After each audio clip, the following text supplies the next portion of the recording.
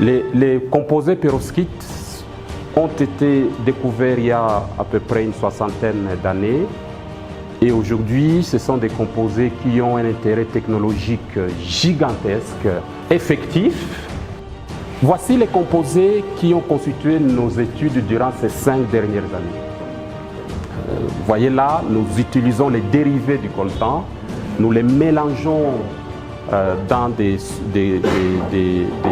alliages pour obtenir des composés perovskites à base des dérivés du coltan. Les niobates de sodium, son avantage, c'est que parmi les matériaux antiferroélectriques, la plupart sont à base du plomb, hein, mais le plomb qui est toxique.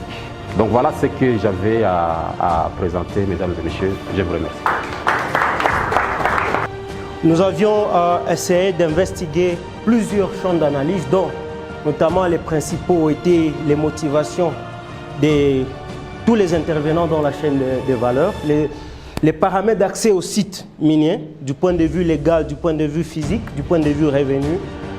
L'élément principal que je voulais mettre à découvert, c'est l'implication très accrue, en même temps de l'État et en même temps de l'autorité coutumière. Je me dis en tant qu'observateur direct qu'en fait, ils n'ont pas de méthode de production. Les creuseurs, ils n'utilisent que le travail à la main et les outils trop intensifs à intensité d'énergie humaine.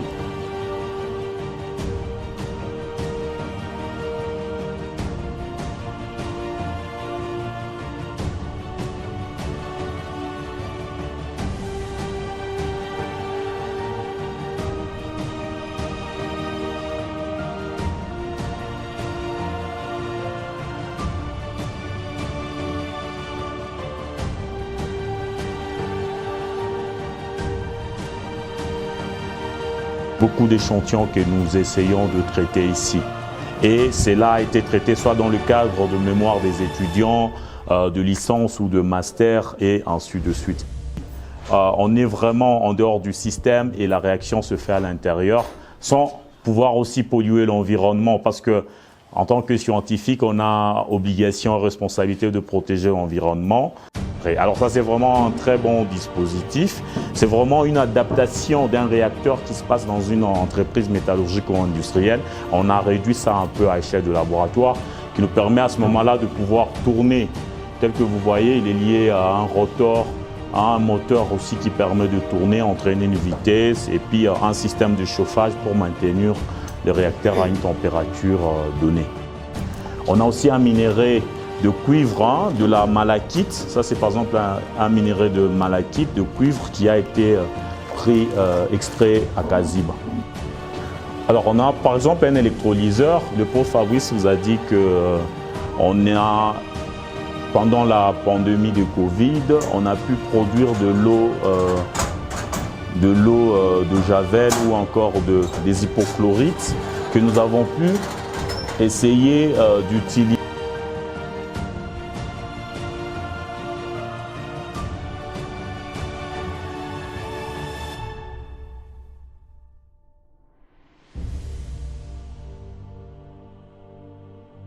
On va continuer donc pour 15 minutes encore avant de passer au débat.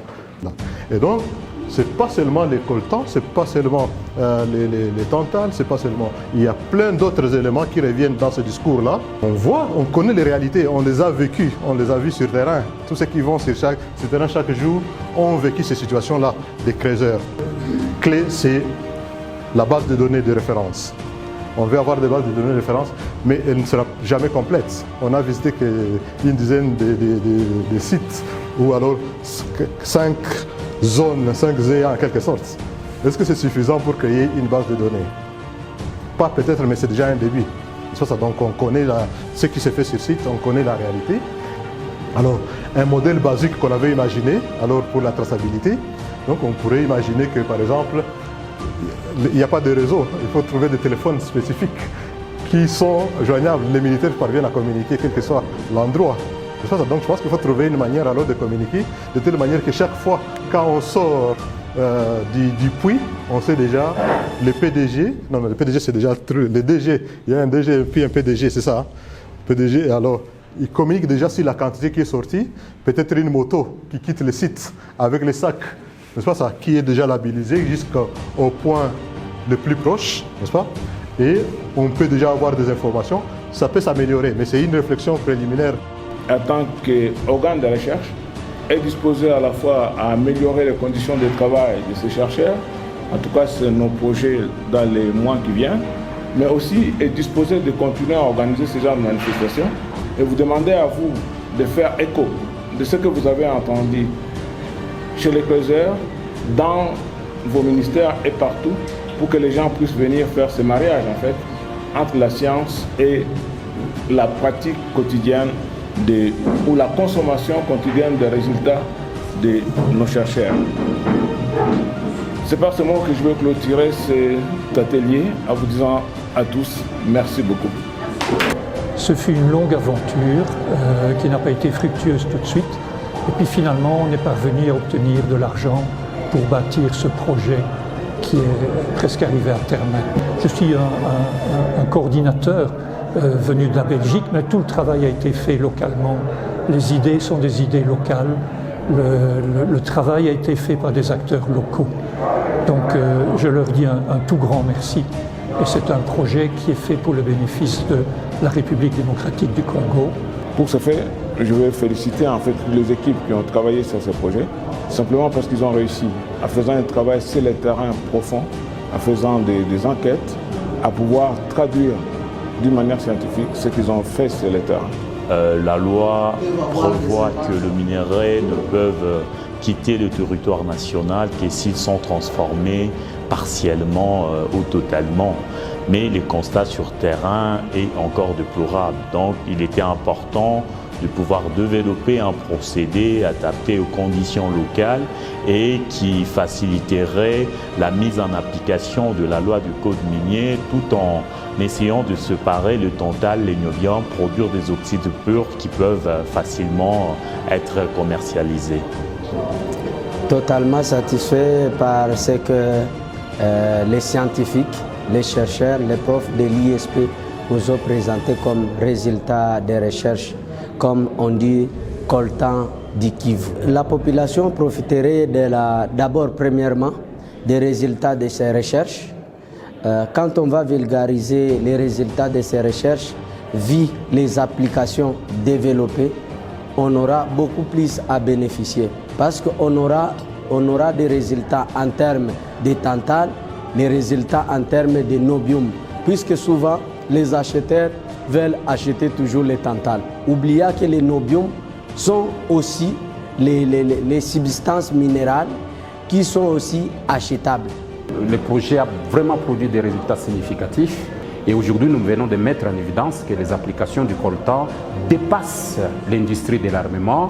Vous l'avez dans l'aéronautique, dans les génies civils, dans l'électronique, dans plusieurs applications à base de composants électroniques.